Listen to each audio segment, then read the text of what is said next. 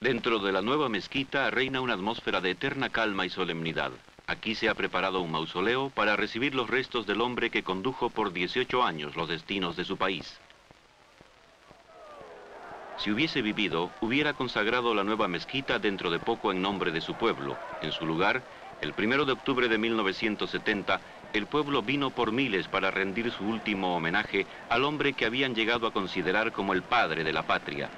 A la cabeza del cortejo iban los jefes del ejército, entre ellos los que ayudaron a subir al poder al líder fallecido.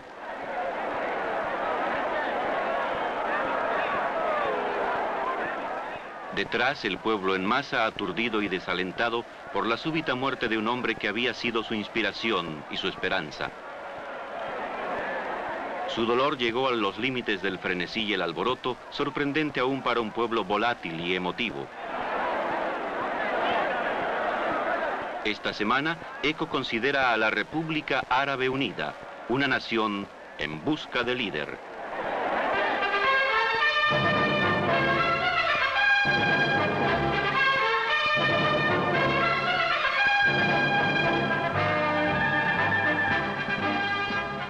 Esta es El Cairo, capital de la República Árabe Unida, donde viven unos 5 de los 33 millones de habitantes del país. La ciudad, fundada hace 1000 años en las riberas del Nilo, es el centro político, comercial e industrial de la vida egipcia.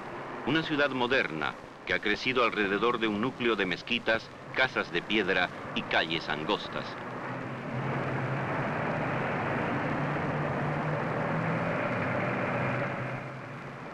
Radio El Cairo es la portavoz de la República y la emisora de mayor influencia en el mundo árabe, que transmite al extranjero en unos 50 idiomas. La ciudad misma podría ser considerada quizá como la capital del mundo árabe musulmán, a pesar de que sigue dividido por profundas diferencias culturales y políticas. Egipto era ya el país más avanzado y populoso de esa zona antes de 1952, cuando el golpe encabezado por el coronel Nasser derrocó al tambaleante y obsoleto régimen del rey Farouk, y la revolución empujó al país hacia la vanguardia del incipiente nacionalismo árabe. Esto, a su vez, sumado al hecho de que esa nación ocupaba ya un lugar clave en el extremo suroriental del Mediterráneo, colocó a Egipto en primera línea en la confrontación del mundo árabe y el Estado de Israel. Sin esta confrontación, la República hubiese sido hoy día un país diferente, pero estos jóvenes, hijos de la revolución egipcia, no han conocido jamás una época en que su país no haya estado encarado con una guerra o la amenaza de guerra. No obstante, hoy día más gente en Egipto goza de un nivel de vida más alto que en cualquier otra época pasada.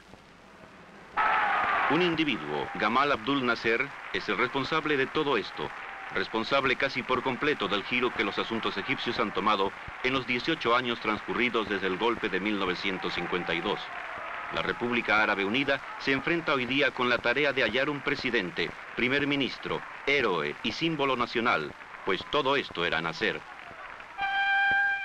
La revolución de Nasser tenía por objeto independizar a Egipto, independizarlo del dominio extranjero, de la subordinación económica y también de su antiguo tirano, el río Nilo, cuyas aguas fangosas y turbias han sido el árbitro de la vida o la muerte, la escasez o la abundancia de Egipto desde el amanecer de la civilización. Y nada más apto para simbolizar esta meta que la presa de Asuán. La última de sus 12 turbinas hidroeléctricas entró en operación solo unas semanas antes de la muerte de Nasser. Las aguas embalsadas por la presa aumentarán en 1/3 el área de las tierras cultivables egipcias y permitirán un mayor control de los sistemas de irrigación en todo el valle del Nilo. El tamaño mismo de la presa es asombroso y los egipcios, conscientes de su antigua historia, se enorgullecen al señalar que la presa es 17 veces más grande que la Gran Pirámide de Giza. También se ha convertido en monumento político de cierta trascendencia.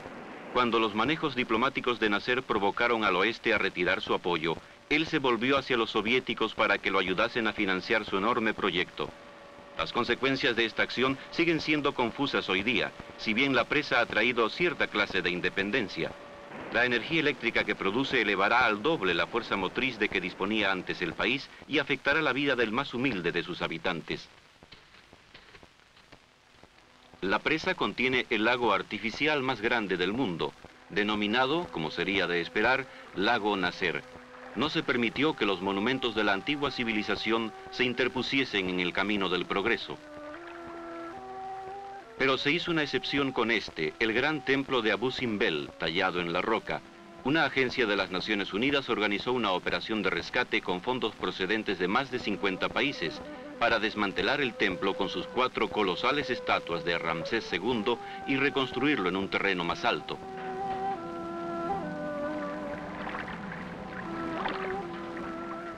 Sean cuales fueren los sentimientos políticos que Nasser suscitase con su fuego entre el este y el oeste, el caso es que desaparecieron en el esfuerzo común destinado a salvar estos vestigios de la antigua cultura egipcia. Una cultura tan vieja como la historia escrita.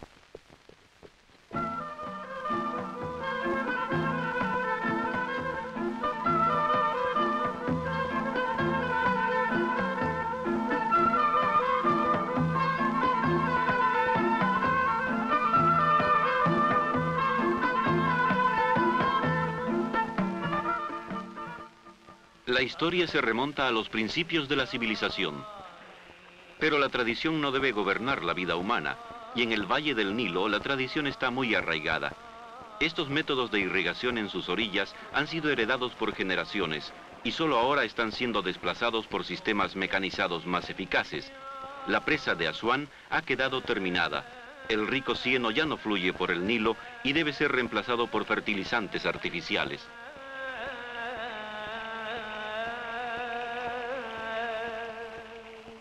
Nunca ha sido tan grande la necesidad de hacer cambios en la producción de alimentos en Egipto, pues su población se ha triplicado desde comienzos de este siglo y se calcula que llegará a los 50 millones para 1985 a pesar de un severo programa anticonceptivo.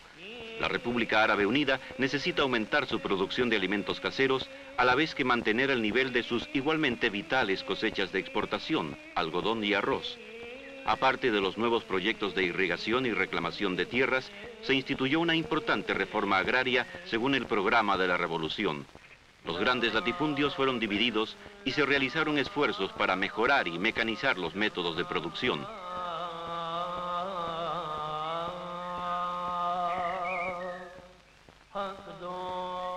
También en las ciudades y pueblos, el pasado parece dominar el presente, y aquí también la tradición sigue aferrándose, a despecho de los cambios sociales y económicos que introdujo Nasser.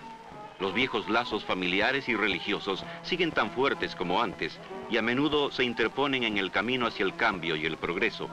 A pesar de su socialismo revolucionario, Nasser seguía siendo considerado por muchos como el símbolo paternal, el líder espiritual de su pueblo. Esto se vio claramente en las escenas de dolor nacional que acompañaron el funeral del presidente Nasser por el sentimiento de desolación que implicaban. La democracia no tiene raíces aquí y la madurez política se halla todavía muy lejos. El pueblo egipcio no tiene un método claramente definido de encontrar un sucesor natural al líder que acaba de perder. Este es uno de los legados que Nasser no pudo dejarles.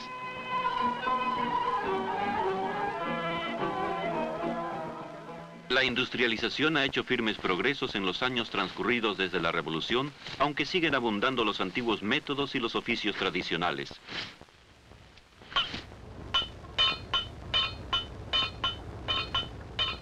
Estos artesanos alimentan el comercio turístico de Egipto, pero ello aporta muy poco al desarrollo económico. El desarrollo industrial necesita de capitales y gran parte de las inversiones de años recientes ha provenido de la Unión Soviética. La intención de Nasser era aprovechar la ayuda de donde ésta proviniese, a la vez que no se comprometía con nadie.